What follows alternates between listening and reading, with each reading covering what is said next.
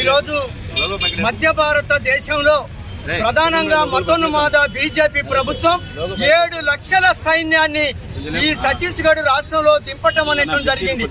ఎందుకు దించాదు, దీని లక్ష్యం ఏమిటి అనేటువంటి విషయాలకు వెళ్ళినప్పుడు ఈరోజు ఏజెన్సీ ప్రాంతంలో 89 రకాల ఖనిజ సంపదలు అనేటువంటివి ఉన్నాయి. ఈ సంపదనంతా కార్పొరేట్ పెట్టుబడిదారులు ఎవరైతే ఉన్నారో వాళ్ళకి దారాదత్తం చేయడానికి మోడీ ప్రభుత్వం పూనుకున్నది.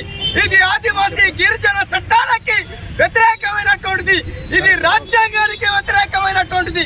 ఇట్లాంటి వ్యతిరేకమైనటువంటి ఒక వైఖరిని చేపట్టినటువంటి ప్రభుత్వాన్ని ఆదివాసీ గిరిజనులు, మావోయిస్టులు, విప్లవకారులు ప్రశ్నిస్తున్నారు, వ్యతిరేకిస్తున్నారు.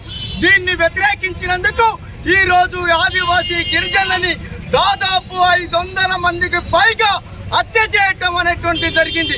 దీన్ని తీవ్రంగా ఖండిస్తున్నాం. సైన్యాన్ని వెనక్కి తీసుకురావాల్సిందిగా డిమాండ్ చేస్తున్నాం. అలాగే మావోయిస్టులు చర్చలకి ముందుకొచ్చారు. చర్చలకి ప్రభుత్వం, కేంద్ర రాష్ట్ర ప్రభుత్వాలు ముందుకు రావాల్సిందిగా కోరుతున్నాం. దీనికి భిన్నంగా ఇదే వైఖరి అనుసరిస్తూ హత్యలకి పూనుకుంటే మాత్రం ఖబర్దార్ ప్రభుత్వం జాగ్రత్తగా వ్యవహరించమని చెప్పి మేము కోరుతున్నాం. ఈ ప్రభుత్వం వ్యతిరేకంగా జరిగేటువంటి దాంట్లో భాగంగా ఈరోజు ఖమ్మంలో శాంతియుతమైనటువంటి ర్యాలీని ప్రజా సంఘాలు, మేధావులతోటి నిర్వహించాం. ప్రజలపైన జరుపుతున్న దాడుల్ని ఇదే విధంగా కొనసాగిస్తే మాత్రం రానున్న కాలంలో ఈ ప్రభుత్వాలు తీవ్రమైనటువంటి పరిణామాలు ఎదుర్కోవాల్సి వస్తుందని చెప్పి తెలియజేస్తూ నేను ముగిస్తున్నాను. ఛత్తీస్గఢ్ కర్రెగుట్టల వద్ద సైన్యాన్ని మోహరించి మావోయిస్టుల్ని, ఆ ప్రాంత గిరిజనుల్ని నిర్మూలించాలని కేంద్ర ప్రభుత్వ విధానాన్ని భారత కమ్యూనిస్ట్ పార్టీ తీవ్రంగా ఖండిస్తుంది. వెంటనే కేంద్ర బలగాలు కర్రెగుట్టల నుంచి వెనక్కి ఉపసంహరించుకోవాలి. చర్చలకు సిద్ధమని చెప్పిన మావోయిస్టులతోని వెంటనే చర్చలు జరపాలని చెప్పేసి డిమాండ్ చేస్తా ఉన్నాం. ఈరోజు సైన్యం అనేది సరిహద్దుల్లో ఉండి విదేశాల నుంచి మన సరిహద్దుల్ని, దేశాన్ని కాపాడటానికి వినియోగించాల్సిన అవసరం ఉంది. అలాంటి సైన్యాన్ని సరిహద్దుల నుంచి ఉపసంహరించి దేశంలో గిరిజన ప్రజల మీద యుద్ధానికి తీసుకొచ్చి నిరాయుధులైనటువంటి గిరిజనుల్ని అకారణంగా కాల్చి చంపేస్తూ మధ్య భారతంలో అంటే ఈ అటవీ ప్రాంతంలో ఉన్న ఖనిజ సంపదల్ని కార్పొరేట్ పెట్టుబడిదారి శక్తులకి కట్టబెట్టే దానికోసం ఈ ప్రాంతంలో ప్రభుత్వాన్ని ప్రశ్నించే వ్యక్తి లేకుండా ఆఖరి వ్యక్తి వరకు నిర్మూలించాలనేటువంటి దుష్ట ఆలోచనతో కేంద్ర బీజేపీ ప్రభుత్వం ఉంది.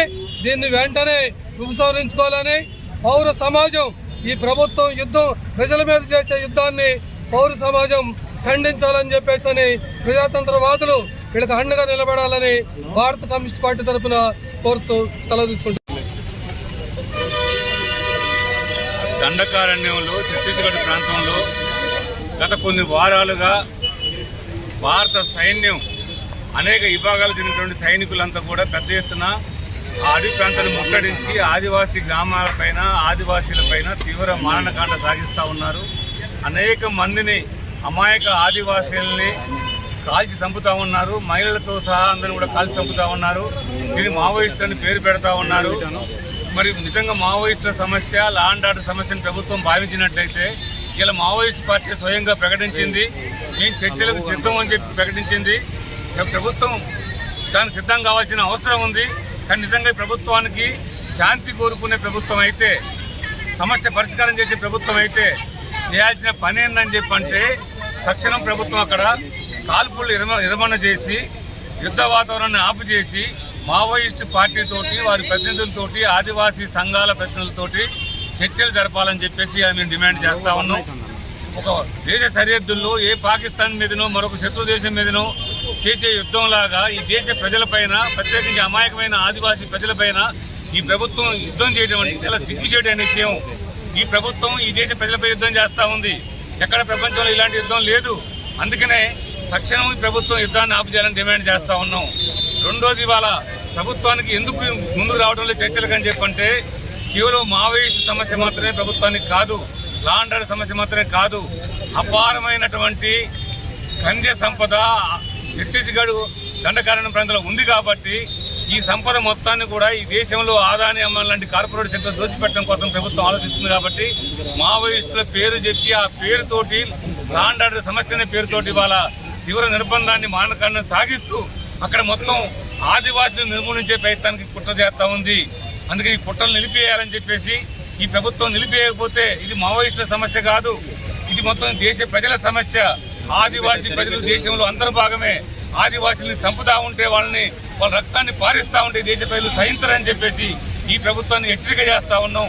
తక్షణం కాల్పుల విరమణ జరపాలని చెప్పి చర్చలకు రావాలని చెప్పి ప్రభుత్వాన్ని డిమాండ్ చేస్తూ కర్రేగుట్టంలో ముట్టడించినటువంటి సైనిక బలగాలు మొత్తం ఎదిక్కి రావాలని చెప్పి ప్రభుత్వాన్ని డిమాండ్ చేస్తా ఉన్నాం.